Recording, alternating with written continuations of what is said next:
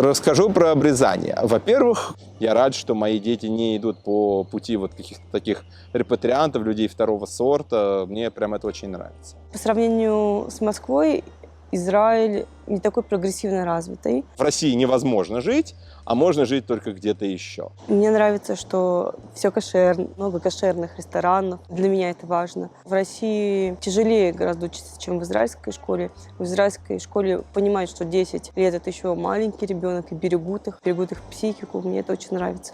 К нам обещали в час дня прийти, потому что в шаббат не смогли позвонить.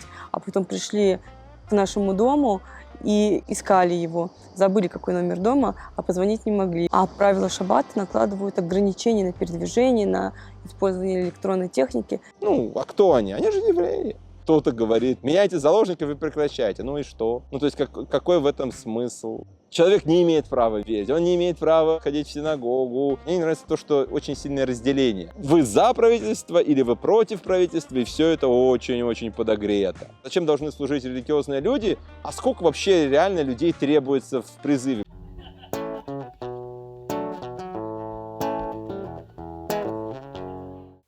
Всем привет, друзья!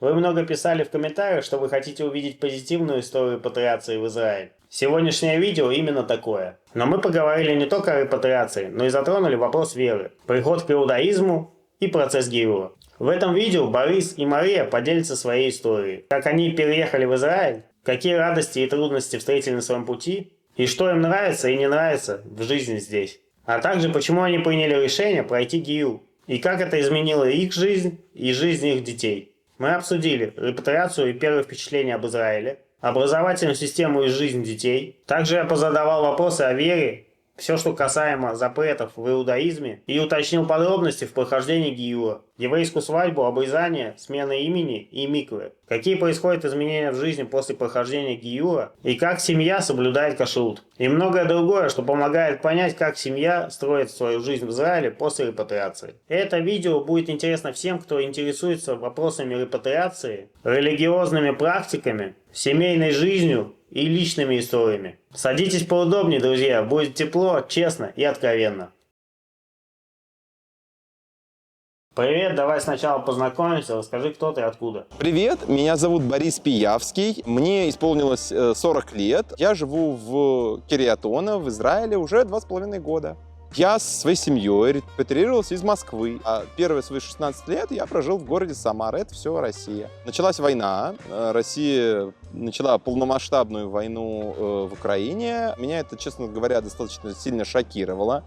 В это сложно было поверить, что вот прям ровно так, вот прям честно, прям начнут. Да ладно, ну зачем? И когда я на это посмотрел, у меня самая большая эмоция была, скажем так, офигение из серии, господи, они же дураки. И когда ты посмотрел, что твое начальство дураки, когда ты на работе это делаешь, ты начинаешь думать об увольнении. Когда ты замечаешь, что такое же в стране, у меня была возможность, я работал удаленно, у меня была возможность переехать достаточно быстро куда-то. И моя репатриация, наша семейная репатриация, она, собственно, так и началась. Я был в это время в Израиле, я получал американскую визу в здешнем посольстве, в консульстве в Тель-Авиве. И когда, собственно, война реально началась, я там 1,5 дня добирался до Москвы, и потом где-то 1,5 дня еще мы закрывали какие-то свои дела, и 28 февраля 2022 года мы уехали из России. Сначала в Кыргызстан, а потом, когда, собственно, открылась экстренная репатриация, мы были одними из первых, кто воспользовался ей в марте 2022 года. Было тяжело переезжать? Это было достаточно тяжело резко сорваться и уехать, фактически в определенную неизвестность. Не то, чтобы там или я, или моя супруга, или дети никогда там не были за рубежом, то есть, или не знали, что за страна такая Израиль. Конечно, это было очень тяжело. У многих моих коллег в это время были такие же проблемы. У меня круг общения, он был, в основном профессиональный. То есть я понимал, что у таких же родителей одноклассников нашего старшего сына Михаэля были такие же проблемы. То есть это было такое ощущение, что все те, кого мы знаем, кого мы любим, с кем мы работаем и так далее, что они все вскочили с насиженных мест и куда-то вместе побежали. При этом всем было ощущение рушащегося мира, рушащейся банковской системы. Ну, она никуда не разрушилась, но ощущение такое было. В общем, да, это было достаточно тяжело, и моей супруге было тяжело вдвойне. Я все-таки, ну, человек такой опытный, профессиональный, не в такой какой-то передряге бывал, не из такой фигни разных своих товарищей вытаскивал, поэтому, ну, окей, там надо проехать, надо там, не знаю, деньги достать, надо придумать какую-то логистическую операцию, нужно там документы здесь подписать, туда передать. Ну, это не казалось мне чем-то страшным. Какие-то последствия вот этого решения, они потом нас догоняли в течение нескольких месяцев. Вот. Ну и опять же, большое спасибо Израилю. Израиль одна, видимо, из тех стран, которые действительно поставили процесс репатриации на поток. Понятно, что есть и другие, но вот большое спасибо в данном случае Израилю. Он действительно умеет справляться с тем, что вот приехал человек, ничего не понимает, никаких документов у него нет, карточек у него нет, ничего у него нет, он просто вот какой-то растерянный, и он знает, что с этим делать. Чье было решение о переезде? Решение о переезде было мое решение, честно скажу. Моя супруга с ним согласилась. Потому что, честно говоря, вот это общее ощущение, что происходит какая-то безумная фигня, и вряд ли здесь что-то будет очень хорошо, а плохо может быть очень легко, оно нами разделялось. Это было спонтанное решение или вы планировали переезд? Я айтишник, и моя профессия, моя специальность, если уж говорить именно на профессиональные как бы темы, да, она достаточно неплохо позволяла мне жить в России, ездить в командировки, работать на зарубежного заказчика, собственно, общаться с своими ранее уехавшими в основном как бы в Америку, в Кремниевую долину, там, друзьями, одногруппниками, какими-то друзьями. То есть мы сами жили и своих детей растили как люди мира, как люди, разделяющие демократические ценности, как люди, являющиеся частью современной западной цивилизации, которая вот, собственно, решает все проблемы. Ну, вот в России это проблема тоталитаризм, да, а где-то там, например, это проблема там, не знаю, левизны какой-то, а где-то это еще какая-то проблема. То есть мы, честно, не воспринимали это, ну, что вот в России невозможно жить, а можно жить только где-то еще. После начала вот этой полномасштабной войны мое мнение поменялось. Мне показалось, что текущая власть в России реально имеет совершенно противоположное моему суждение. Она хочет делать что-то совершенно не то, что хочу делать я и что я считаю правильным. И мне кажется, что для наших детей в том числе, да и для нас самих, просто правильно не связываться с этим, не финансировать это, ну хотя бы даже как-то косвенно, а просто строить свою жизнь не в России. При этом, переживая за россиян, пытаясь помочь конкретным россиянам, которым сейчас очень тяжело. Например, политзаключенным. Расскажи о своих первых впечатлениях после переезда, что тебе понравилось и что не понравилось. У меня были некоторые ощущения, впечатления, в общем, мысли про Израиль, которые потом, вот там, при следующих визитах, они как-то вроде оказались, ну, какими-то странными, неправедными. Но на самом деле ощущения, конечно, хорошие. Если говорить про, собственно, вот ощущение жизни, как говорят в анекдоте, не надо путать туризм с эмиграцией, да, то есть расхожее мнение, что надо селиться в таких местах, в которых много русских. Ну, типа ты русскоязычный, значит русский, значит много русских, поэтому тебе это поможет. И я был как раз апологетом обратной точки зрения, что да зачем тебе русский, тебе же нужно абсорбироваться как можно быстрее и лучше, тем, ну, как бы, тем приятнее. И я как раз выбрал вот Кириатона как место, в котором даже не было отдела абсорбции. То есть это место, в котором не так много русских. Хотя, конечно, русскоязычные есть. Потом, как оказалось, это может влиять на то, что для работы, даже в хай-теке, вот сейчас по настоящему рынку почему-то требуется иврит. Понятное дело, что, ну, как бы хочешь и требуешь. Но это странно. И вот в этом месте немножко нетворкинг как бы мест хай-тековских и нетворкинг мест как бы русскоязычных они бы сделали чуть более приятную штуку, чем нетворкинг мест замечательных, но исключительно ивритоязычных, в котором нет, например, там в синагоге вообще ни одного там русскоязычного человека из там 50 прихожан. и в каких-то других местах нет тех экспатских тусовок, которые есть тогда, когда, ну, например, там есть франкоязычные или англоязычные или русскоязычные репатрианты. Это парадоксальным образом оказалось важным. Хотя, ну, собственно, живя в таком месте, который исключительно вот прям израильтяне, у тебя дети быстрее привыкают к использованию иврита, быстрее включаются именно в группы людей, которые говорят исключительно на иврите, что, в принципе, очень хорошо. Я рад, что мои дети не идут по пути вот каких-то таких репатриантов, людей второго сорта. Мне прям это очень нравится. Мне нравится, что Израиль — это демократическая страна. Я слышал про критику этого постулата, я с ней абсолютно не согласен, потому что, ну, я это вижу. Мне нравится, что в этой стране многие люди знают английский язык, и они понимают, что они являются частью западной цивилизации, назовем это так. В том числе, там, отдельно можно выделить даже то, что, будучи страной достаточно, ну, как бы, расположенной вокруг традиционных обществ и внутри имеющих традиционное общество, в Израиле нормально защищаются. Там поддержка различных меньшинств, включая там ЛГБТ и такие вещи. Мне нравится, что голос каждого человека, хотя бы в теории, может быть услышан. Это хорошая вещь. Мне нравится, какой человеческий капитал сюда приезжает и здесь уже есть. Мне нравятся люди новые ли, старые ли, такой-сякой, какой угодно.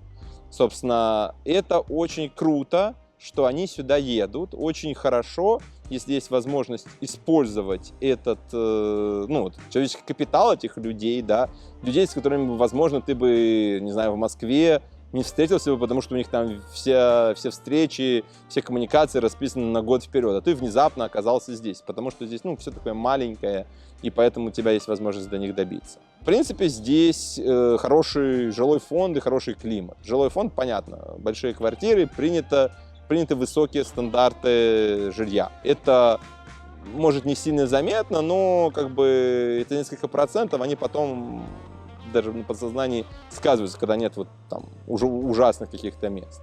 Понятно, что есть мусор, это минус. Мусор на улице, на самом деле, действительно, есть такие места, в которых очень много просто людей мусорят. Это не застарелый мусор, это не свалка. Это просто люди бросают мусор, потому что, они вообще не думают, что они здесь живут.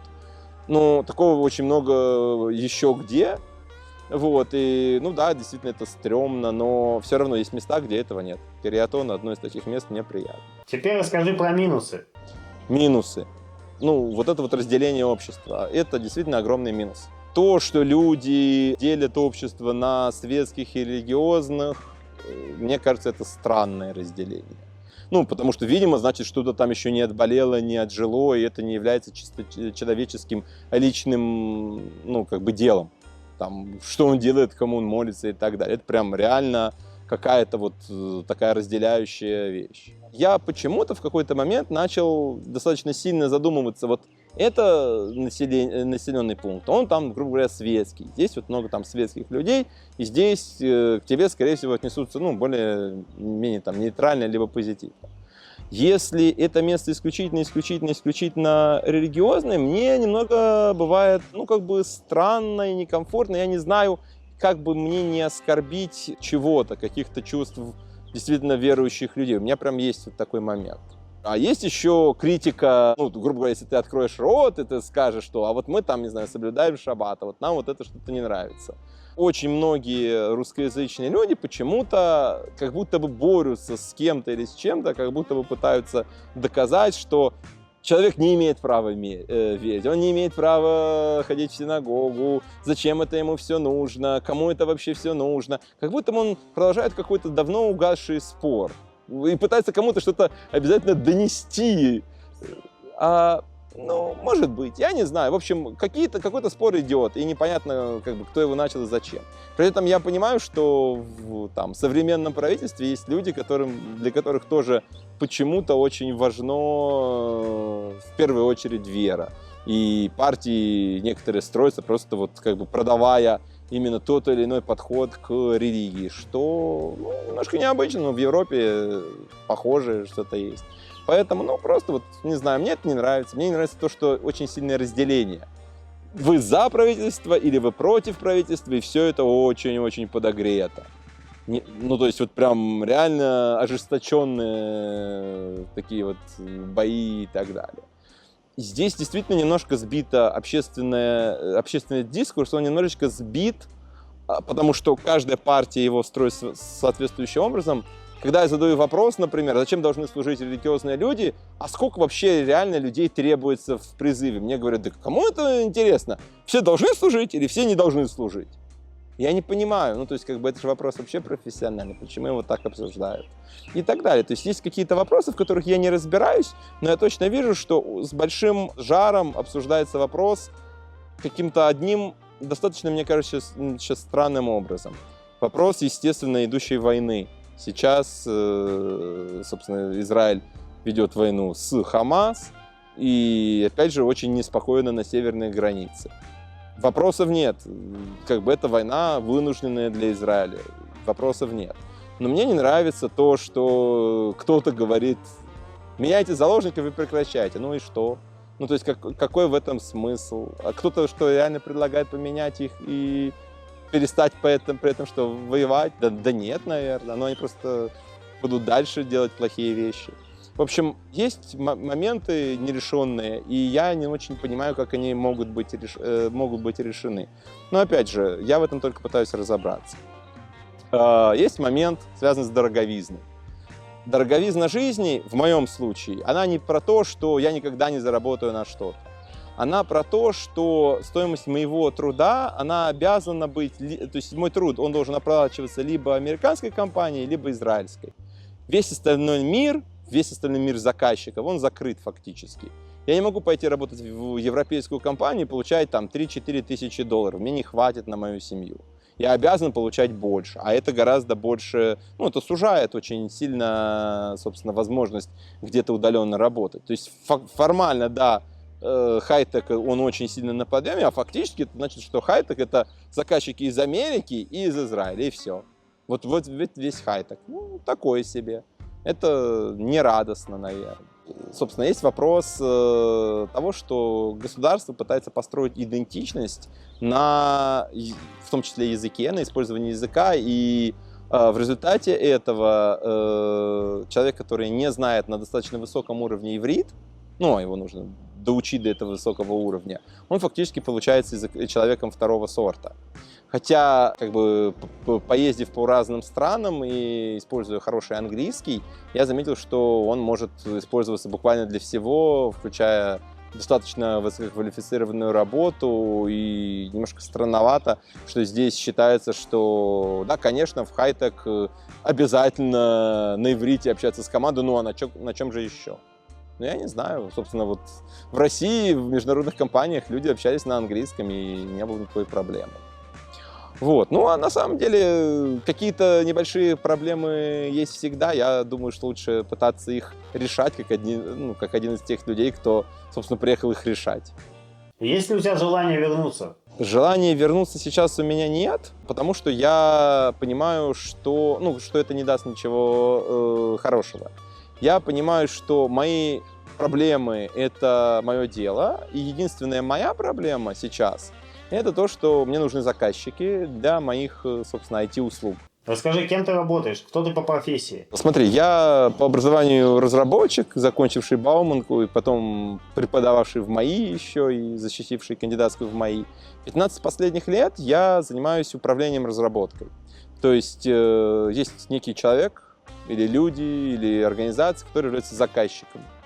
И для них я могу собрать команду, у меня есть собранная команда, у них может быть команда, я могу управлять этой командой для того, чтобы добиться какого-то их бизнес-результата. То есть от начала до конца. Если это огромная организация, я могу управлять командой для того, чтобы вот какой-то свой кусочек сделать.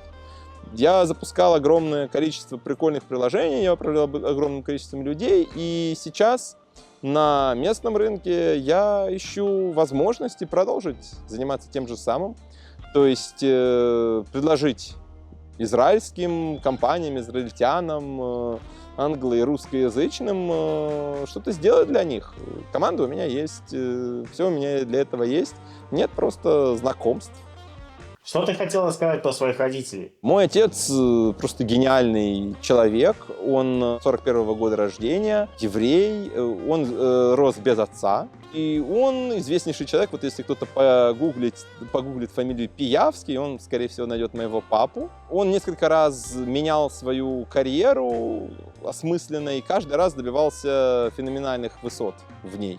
Он очень много всего в меня вложил, и любви, и понимания. Он фактически вот одна из его стезей, можно так сказать, то есть вот именно занятия с одаренной молодежью, с одаренными именно школьниками, это вещь, которая чисто родилась у него для того, чтобы, как-то вот мной заниматься на более фундаментальном научном уровне. Он вот этим вот решил заниматься, поменял, собственно, свою изначально там как бы математическую и информационную карьеру вот на карьеру, собственно, вот такого крутого преподавателя. И там тоже добился огромных высот, у него там более 500 монографий. То есть это, то есть книжка, которую он сам написал. Там не использовался ChatGPT и какие-нибудь литературные негры. Он действительно, просто замечательный человек, просто вот проживший жизнь абсолютно эталон. Моя мама с момента знакомства была при нем человеком, который поддерживал его во всем, и, собственно, вот помогал меня растить. Я безмерно люблю своих родителей. Так получилось, что мой отец абсолютно скоропостижно заболел и скоропостижно же за 8 дней скончался в декабре этого года. После чего моя мама, у которой, собственно, не очень сильное здоровье, я, собственно, приехал в Самару и помог ей репатриироваться. Вот. Сейчас мама живет с нами, за что ей большое спасибо. И сейчас, вот, собственно, она немножко оттаивает от той трагедии, которая нас постигла. Расскажи, как ты пришел к иудаизму. Я из абсолютно светской еврейской семьи. Единственные вещи, которые мне родители рассказывали про то, кто я, это то, что я еврей. Что же это заставляет меня сделать? Это заставляет меня жениться на еврейке. То есть человеке с еврейской кровью. Это вот было их как бы мыслью и желанием, и тем, что они меня просили делать. Все остальные вещи, грубо говоря, я понимал, что, значит, если я еврей, то мне не надо, там, не знаю, ходить в церковь или там еще куда-то, в Датсан, наверное, тоже не стоит. То есть в целом, вот если как бы разбираться, в какое учреждение мне следует ходить, это, наверное, синагога. При этом я с детства не чувствовал в себе потребности верить в какую-то сверхъестественную сущность. Я рос, относясь к иудаизму, как к уникальному историческому и культурному явлению, которое, собственно, создало гуманизм. Оно было, провозвестником гуманизма. То есть, грубо говоря, историю про там миллион или 100 тысяч самых крутых евреев, которые все на свете сделали, это вот прям я ее поддерживаю. А историю про то, что все написано в Торе, и поэтому ничего не надо придумывать, а как бы Ашем уже давным-давно все за нас придумал, это было для меня, и сейчас для меня кажется немножко, конечно, передергиванием, и тогда казалось чем-то абсолютно не моим. Немного все поменялось сначала из-за того, что я начал контролировать просто свое питание, чтобы сильно не полнеть. Я подумал, какая бы мне подошла диета, и именно с диетических соображений почему-то прочитал про кашрут. Причем, и начал ему как-то следовать, причем очень неправильно, но как бы такое желание у меня возникло лет 15 назад. А потом, и вот тогда я встречался еще с девушкой, которая была веган, и, собственно, она никак ничего мне не говорила, но, опять же, вот мысли, что надо себя, наверное, как-то ограничить каким-то образом в питании, и как бы вот во всем остальном немножечко все-таки должны быть какие-то правила дополнительные. Вот они у меня возникли, возможно, именно тогда. Когда я начал встречаться со своей будущей женой, и, собственно, я заметил, насколько сильно для нее важен иудаизм. И поэтому она, можно сказать, привела меня к нему. Это, то есть, как вот по мне, я понимаю, что это неправильно с точки зрения иудаизма, но, опять же, я не считаю себя человеком на уровне просветления, уровня раввина. Да? Я понимаю, что есть вещи, которые Тора говорит делать или не делать, 613 заповедей делать и не делать. Вот, я стараюсь их, соответственно, делать и не делать так же. Просто для того, чтобы должны быть какие-то правила жизни. Я к этому в основном отношусь так. Я понимаю, насколько важно детям передать иудейское самосознание, потому что именно, а кто они? Они же евреи. И мне самому это просто интересно с точки зрения, интересности. Я хожу в синагогу, но отношусь к ней как к месту, в котором встречаются единомышленники. Я понимаю, что отношение обычного, собственно, прихожанина синагоги к ней немножечко другое. Синагога — это то место, которое позволяет тебе выполнить заповедь.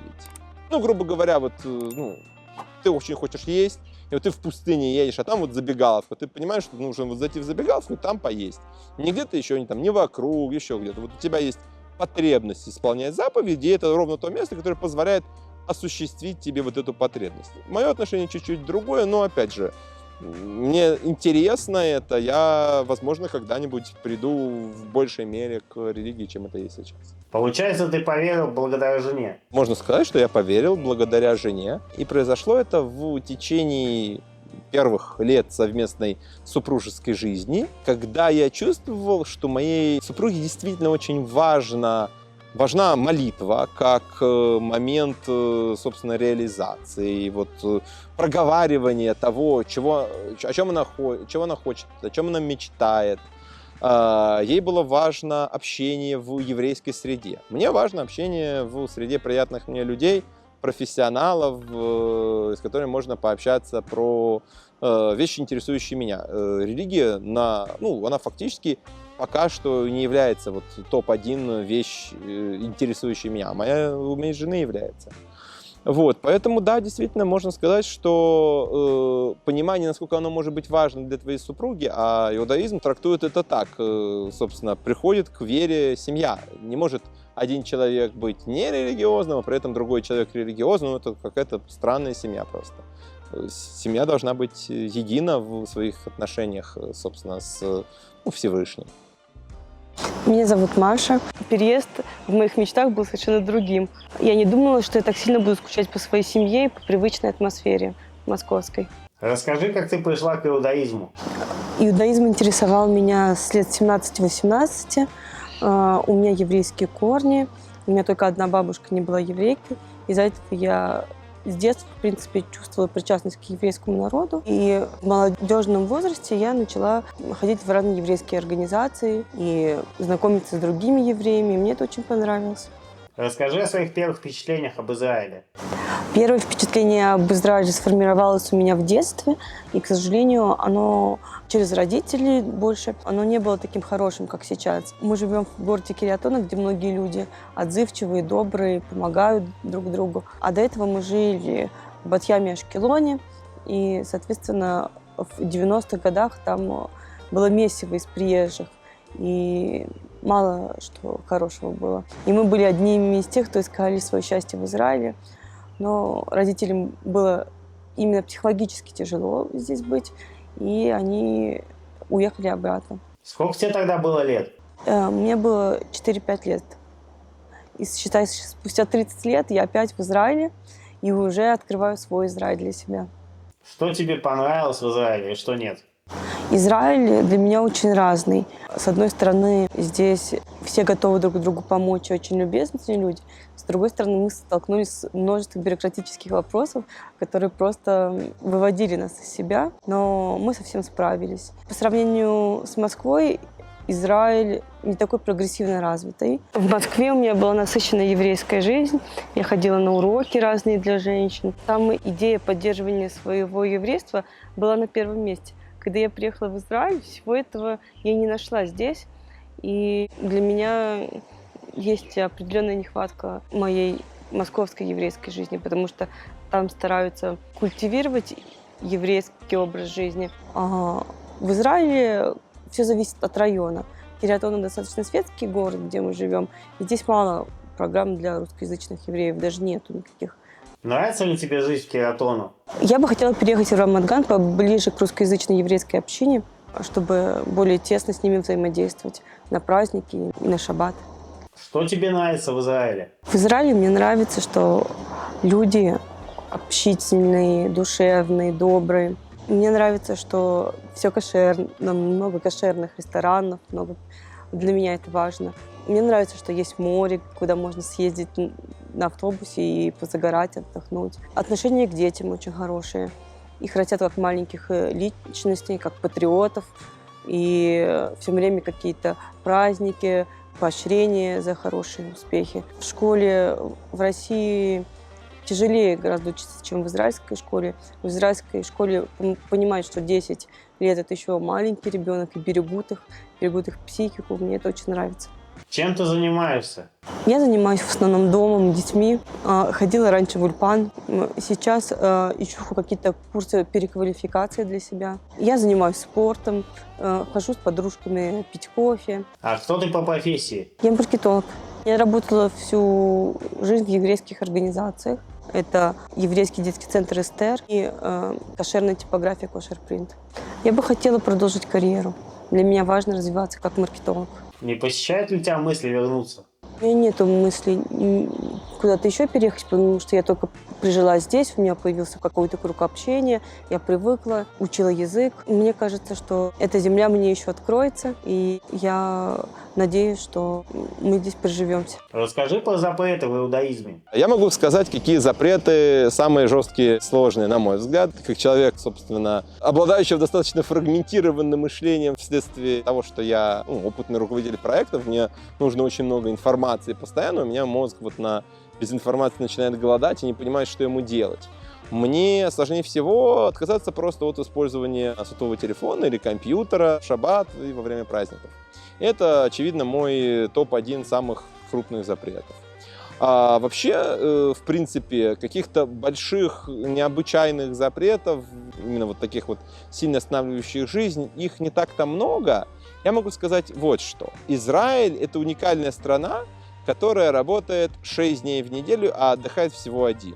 И это ровно тот самый день она отдыхает, когда и тебе самому нехорошо заниматься работой. Нужно ходить в синагогу, нужно думать, нужно играть с детьми и так далее.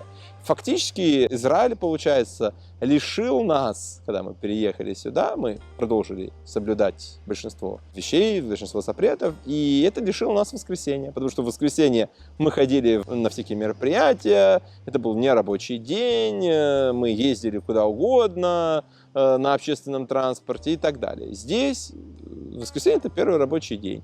Пятница, соответственно, она не настолько хорошо подходит, там не ходит часть транспорта, мы не обзавелись еще машиной, даже если обзаведемся, но опять же, шаббат, он бывает в этом смысле. Получается, что многие вещи будут не работать тогда или работать по-другому. Поэтому самый большой клинч насчет запретов, он фактически про то, что все работают 6 дней в неделю, а один оставшийся день фактически вынуждает тебя или нарушать, или вообще не посмотреть страну, например.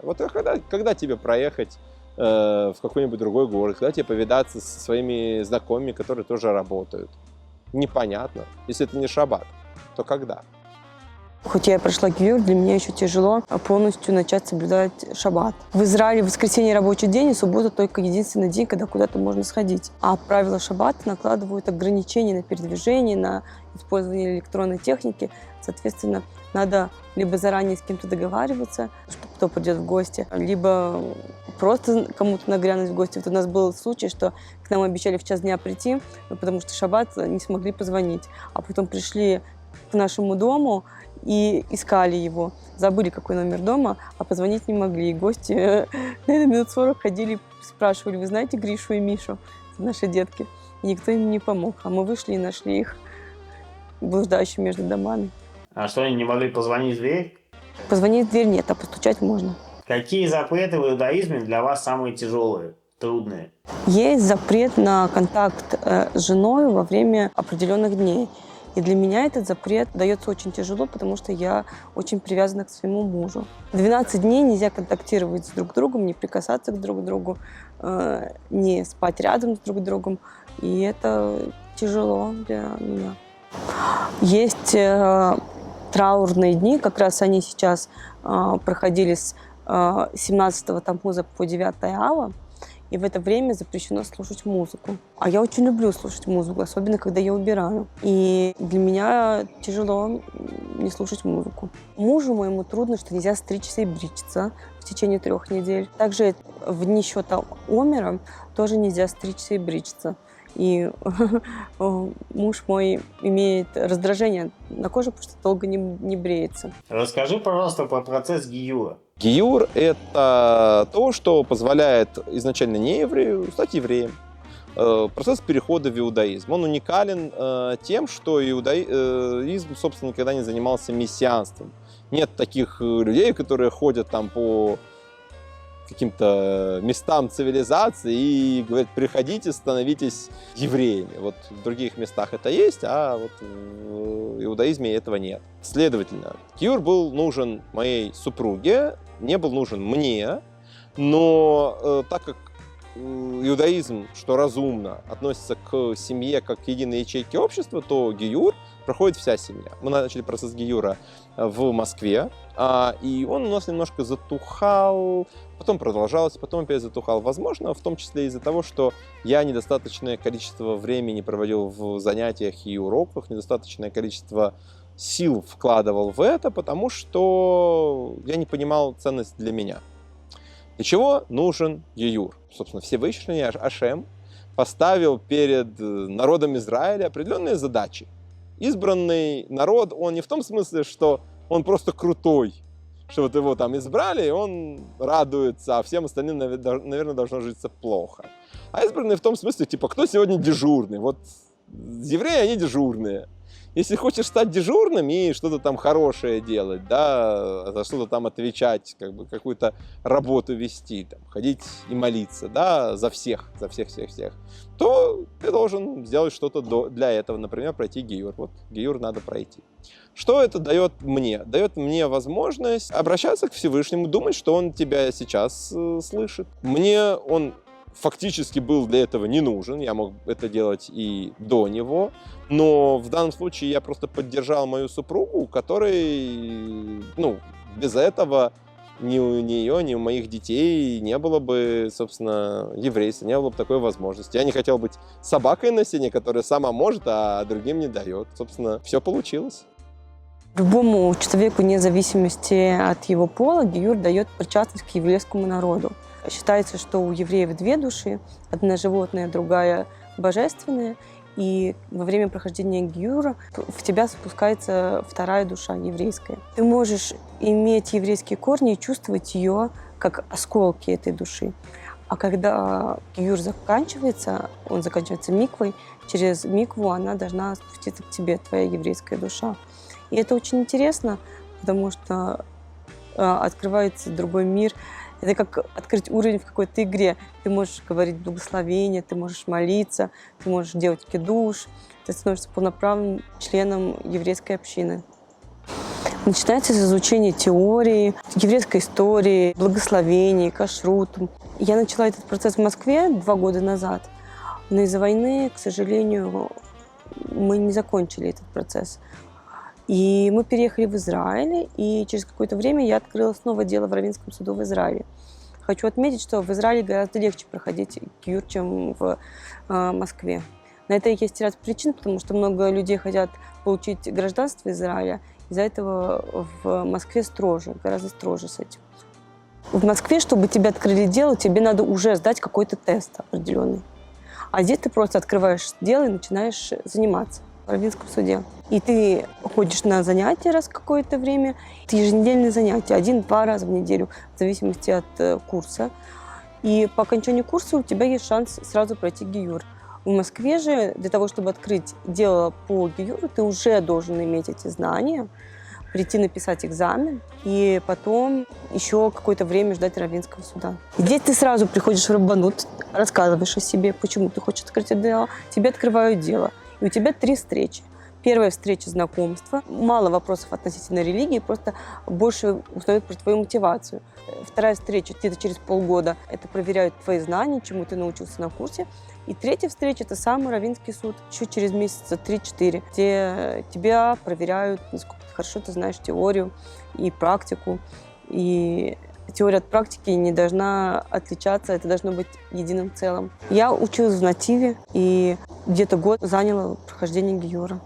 Экзамен, как сам экзамен, это раввинский суд, где трое дайним тебя спрашивают, проверяют твои знания, твою мотивацию, проверяют рекомендации, необходимо принести. Чем больше, тем лучше рекомендации от соседей, от раввинов, от друзей. И после этого финишная прямая для миквы.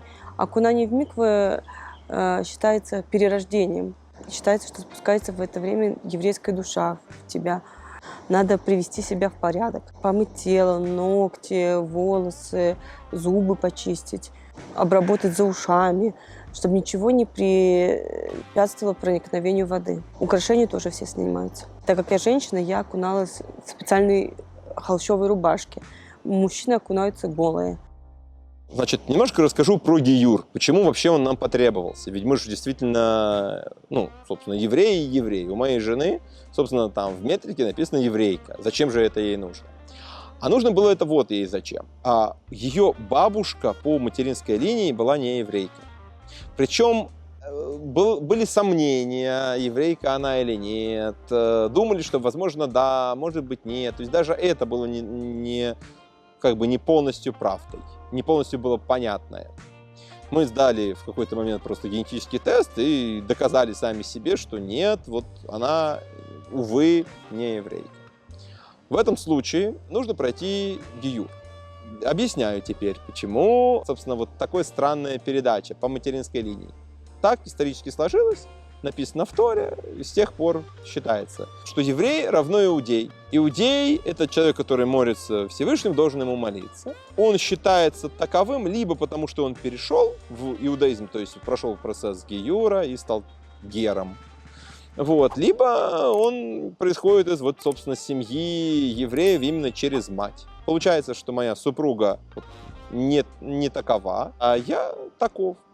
Несмотря на то, что наши дети, там, получается, на 87,5% по крови евреи, но для того, чтобы в полной мере признаваться и религиозными властями тоже как евреи, это нужно.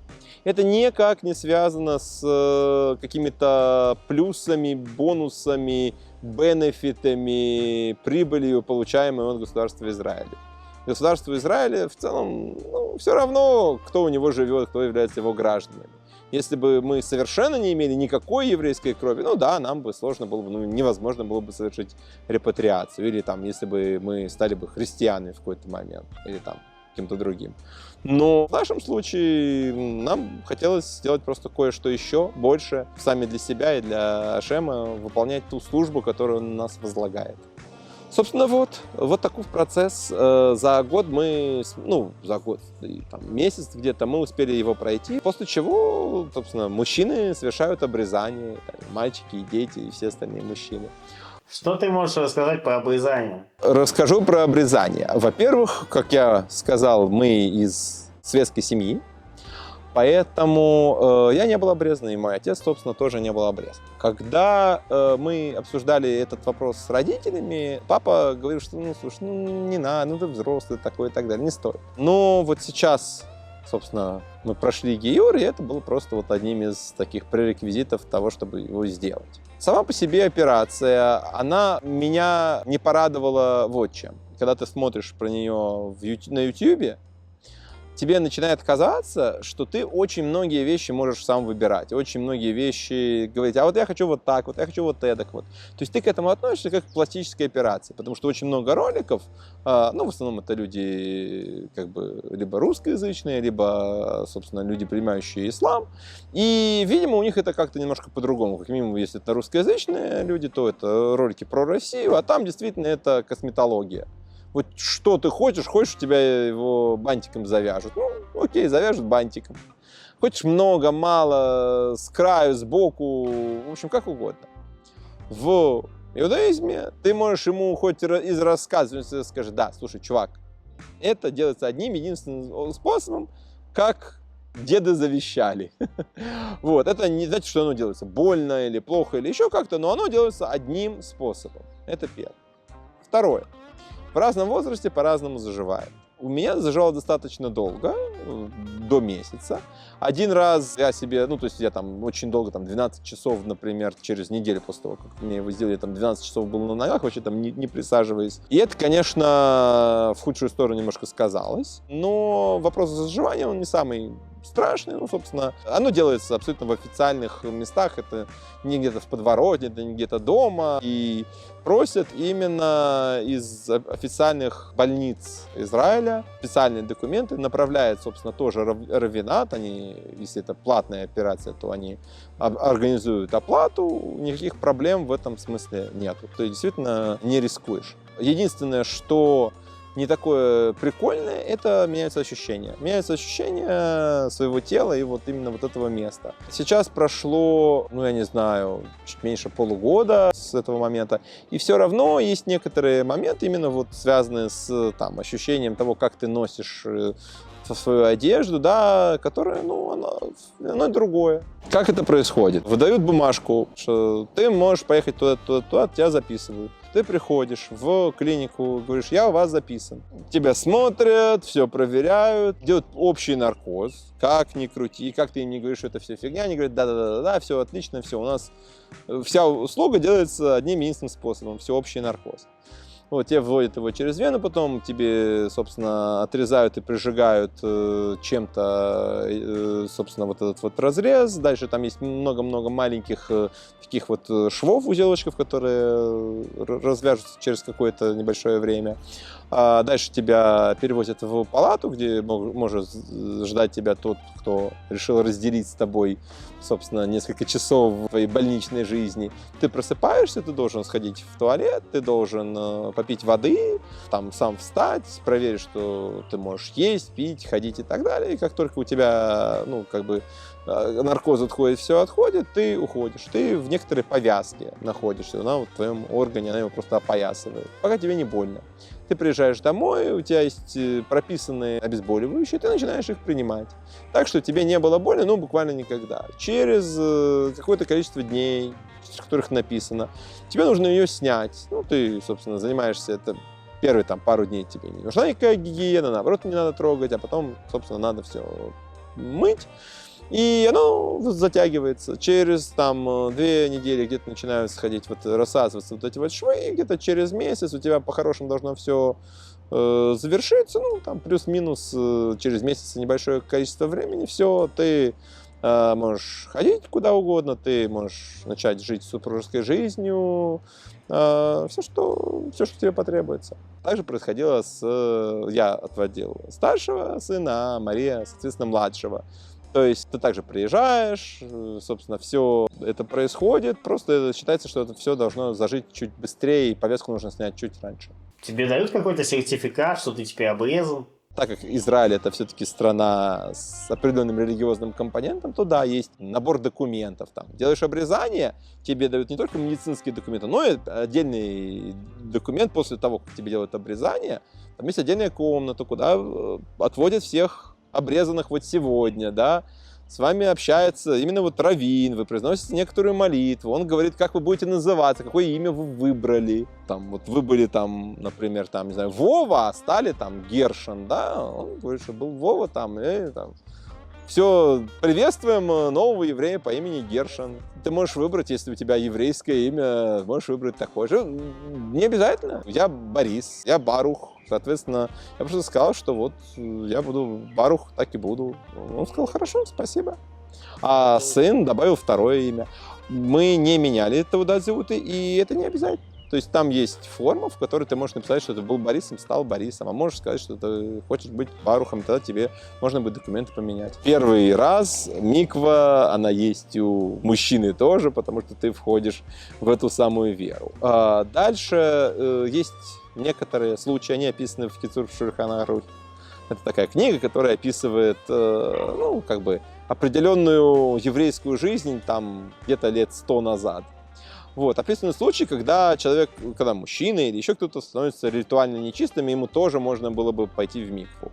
Но самое простое, да, что вот я в микву не хожу, ну, потому что, видимо, ничего такого нет. А вот моя супруга, да, она ходит раз в месяц в микву. Ты можешь ходить чаще, если тебе так хочется. Нет такого правила, что там только вот раз в месяц и все. Миква — это классная штука, которая является женским клубом по интересам. То есть это место, куда твоя супруга уходит вечером, где она может встречаться со своими подругами, которые тоже туда могут прийти. Это вечер, они там винишко, фрукты, бассейн. Ну, представьте себе, вот просто женщины собираются, идут в спа, но у этого есть некоторая религиозная составляющая. Вот фактически я это ощущаю именно таким образом. Потом приходит моя супруга, собственно, очистившись и так далее, и, собственно, в течение долгих недель, связанных с женским циклом, ты можешь, собственно, наслаждаться супружеской жизнью. Это какая-то вода, которая, возможно, она проходит какую-то очистку. Насчет того, что она дождевая, я просто не знаю. Ну, то есть, это выглядит как небольшой бассейн. Причем, они бывают совсем разные. В каждом городе, где живут евреи, они, то есть, этих бассейнчиков таких в подвалах, их достаточно много. Это реально похоже на, некоторый спа такой. Он и есть спа. Что все еще у меня есть, что, возможно, меня останавливает от большего, какого-то участия в религиозной жизни, это боязнь сделать что-то не так. То есть, ты не знаешь, ты не разобрался, а ненароком что-нибудь сделаешь не так. Например, я не знаю, есть какие-то простейшие вещи, что там, вот у тебя началась вот так вот трапеза, ты сказал браху, вот это вот сделал, а вот, например, потом тебе позвонили, и ты болтал 20 минут по телефону, ты потом вернулся, лучше бы сказать, завершающее благословение, и потом заново, или ты уже больше не будешь, или будешь. В общем, честно говоря, для меня это все равно некоторые всегда вопросы. Я не всегда знаю, как правильно. И, действительно, меня немножко это заставляет попереживать, что, правильно ли или неправильно. Но я понимаю, что, я не идеален. Надо пытаться делать как-то и потом просто спрашивать любого знающего человека, например, нашего раввина. Расскажи про вашу свадьбу. Наша еврейская свадьба являлась логичным следствием нашего гиюра. То есть не зря считается, что когда гиюр прошла семья, ей нехорошо жить в грехе, под одной крышей, спать в одной кровати, пока они не поженились, что, в принципе, имеет полнейший логический смысл. У нас уже была одна свадьба светская в Москве. Мы причем использовали достаточно много именно тематики иудейской, еврейской в оформлении свадьбы, в свадебном танце, в катании нас на стульях и во всяких мазл-тов и разбивании стакана. Но это все было, антураж. Это не была религиозная свадьба настоящая. Здесь мы попросили в нашей же синагоге помочь нам провести эту свадьбу. Есть специальные раввины, которые занимаются именно свадьбами. Они берут некоторую сумму, не огромную. Собственно, они встречаются с супругами, обговаривают, так же, как какие-нибудь свадебные организаторы, обговаривают, а что вы хотите, чтобы было сказано, что вы хотите, чтобы было написано и так далее. Они помогают тебе составить ту самую ктубу, то есть контракт свадебный, который... Видимо, наверное, первый в мире свадебный контракт, который заключался в человечестве. Ну и дальше мы пришли в синагогу, мы позвали наших ближайших друзей, родных. Была свадьба, ничуть не отличавшаяся от свадьбы любого еврея и еврейки. Дальше был небольшой банкет. Я могу сказать, что подготовка с моей стороны, она была фактически очень минимальная. Потому что мы не хотели огромную свадьбу, потому что мы не хотели, чтобы на свадьбе, не знаю, кто-то пел, кто-то плясал, кто-то еще что-то. Мы просто сказали своей синагоге, что дорогая синагога, давайте поможем нам это сделать. Дальше вся остальная подготовка, она состояла в том, что те слова, которые я должен был сказать, я сказал. Те слова, которые нам в качестве пожеланий должны были прозвучать какие-то люди, сказать, что я хотел бы сказать вот эти слова, и, собственно, мы их распределили. Очень кратко, далеко не все. Фактически подготовки от нас не требовалось никакой. Ну, немножко еды купить. Гораздо меньше фактически заняла подготовка, чем занимает день рождения. Я знаю свою супругу уже очень долго. У меня не было моральных терзаний, стоит ли мне брать ее замуж или, возможно, нет. Я готовилась как невеста, задумывалась о платье, о туфлях. Платье пришлось немножко переделать. Муж купил мне специальное кольцо, вот оно для хупы. Для хупы необходимо было приготовить несколько вещей. Это кольцо для невесты, талит это покрывало такой, как большой платок. Который держали, это был большой платок, а еще у мужа на нем был талит новый. Для хупы необходимо это приобрести. Также необходимо приобрести стакан, который разбивается. Стакан разбивается в память о разрушенном храме. Наша свадьба была небольшой, но достаточно радушной. Мы не делали, к сожалению, пышного праздника, потому что муж мой еще в трауре по отцу своему. У него умер недавно, в декабре скончался отец скоропостижно. Соответственно, все было очень спокойно. Пришли друзья, пришли знакомые, увидели нас под праздничным балдахином, хупа, это переводится как балдахин, пожелали нам много счастья, подарили подарки. Но самое главное, что дети получают благословение на весь род, когда идет хупа. Соответственно, наши души, еврейские именно души, соединились в этот момент. Российскую свадьбу, которая была 12 лет назад, можно назвать физической свадьбой, когда соединились наши именно животные души. А хупа — это уже на более высоком духовном уровне. Соединяются наши души еврейские в одно целое. И это очень романтично, это очень здорово. Я уже говорила, что у меня большинство еврейских корней, и муж у меня галахический еврей. Соответственно, мне хотелось полного единения со своим любимым человеком. И это то, к чему мы стремились всей семьей. Во время свадьбы я чувствовала себя абсолютно счастливым человеком, что Израиль меня принял, что я часть еврейского народа, что я могу соприкасаться с традициями, и у меня не будет ограничений, потому что для неевреев есть определенные ограничения. Это было вообще здорово, мы как будто бы обновили наши отношения, спустя 12 лет заново поженились.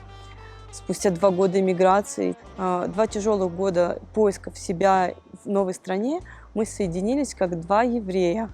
И это очень здорово, потому что мы, может быть, еще не нашли свою любимую работу мечты, но хотя бы мы сделали так, что с точки зрения религии мы стали единым целым с мужем. Что изменилось после свадьбы? После свадьбы, если говорить о внешних проявлениях, да, я стала покрывать голову, стала, может быть, немного скромнее одеваться, и ежемесячно я хожу в микве.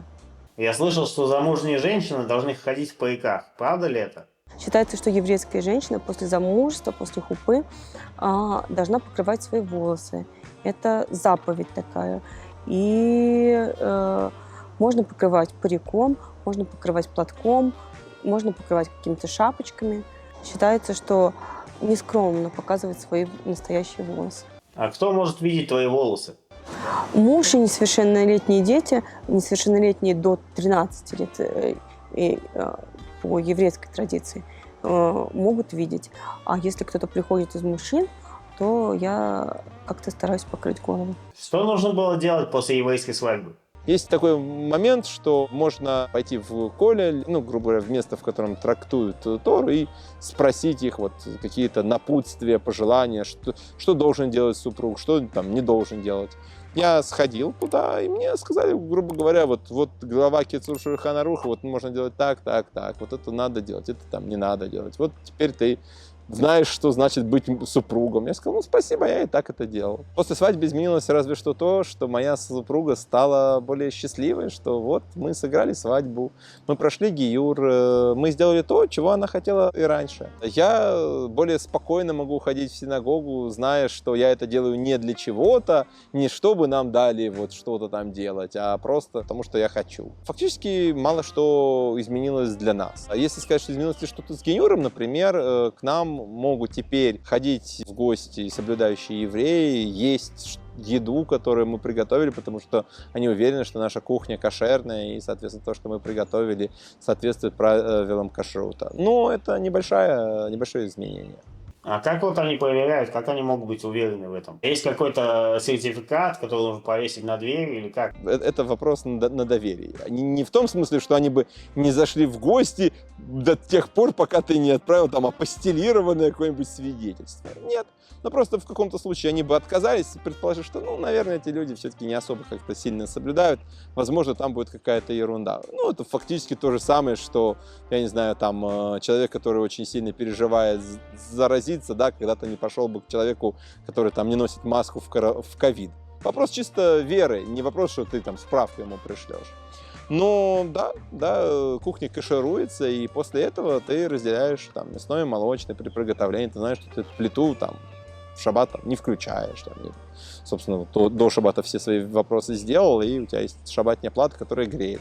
Я не люблю, в принципе, я гораздо раньше привык к тому, что я просто там очень много пью, ем просто всего из холодильника. Я не вижу проблему съесть, ну, там, не знаю, борщ, просто без сметаны, если он с мясом. И тогда он просто холодный, он похож на окрошку, он вкусный, по-моему, не меньше. А как обстоят дела с кашрутом? Вы купили 2 холодильника? Каждый человек делает по-своему. Мы не покупали несколько холодильников. Я не вижу в этом никакой фишки. А если все герметичное, если все лежит в разных местах холодильника, наши рашеры, видно, считают, что это норм. Духовка и духовки, их может быть несколько, и это действительно.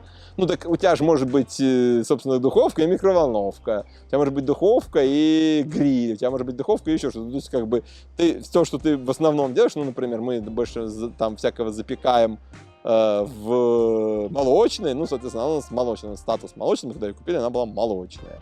Мы прям поняли, что она будет такая, да, но у нас есть такая просто штучка, там тоже она электрическая, единственное, что, а это газовая, и там мы можем хоть индейку, хоть что угодно сделать, она мясная, соответственно, пиццу там, мясо там. И у нас очень просто, у нас есть отдельные тарелки, вилки, ложки, ну, то есть вот все, вот весь этот вот, вся эта линейка, она у нас есть отдельно, собственно, молочная, парв, мясная. Но фактически это мясная и молочная. Ну, если так уж идти. Если нам геморройно, то мы можем просто взять, вот конкретно сейчас, например, там, в шаббат, вот, типа сегодня. Мы понимаем, что будет там гости какие-нибудь или еще что-то. Мы просто можем взять одноразовые и вообще не париться по этому поводу, потом просто это выкинуть. Это, ну, не такие большие деньги. Сейчас, друзья, я задам пару вопросов детям. Меня зовут Гриша, мне уже 7 лет. Меня зовут Михаил Пиявский, мне 11 лет. Недавно исполнилось. Расскажите про вашу школу в Израиле. Много ли русскоговорящих? Что у вас и вы там? Как учатся? Как вас приняли? Нашли ли вы новых друзей в Израиле? В принципе, есть много русскоговорящих в школе.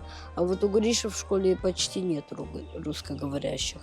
Ему тяжелее. У меня максимум один друг русскоговорящий и максимум еще учительница.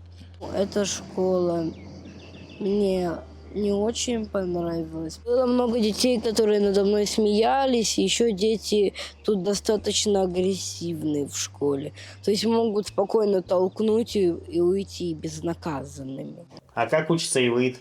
С ивритом, ну, меня все понимают, я уже достаточно неплохо им владею. Расскажи свои ощущения по поводу иудаизма. Понравилось ли тебе или не понравилось? Это очень тяжело было принять все это. И я тогда не понимал, зачем нам это все нужно. И были моменты, когда я просто злился на то, что все это произошло. И я переехал в Израиль.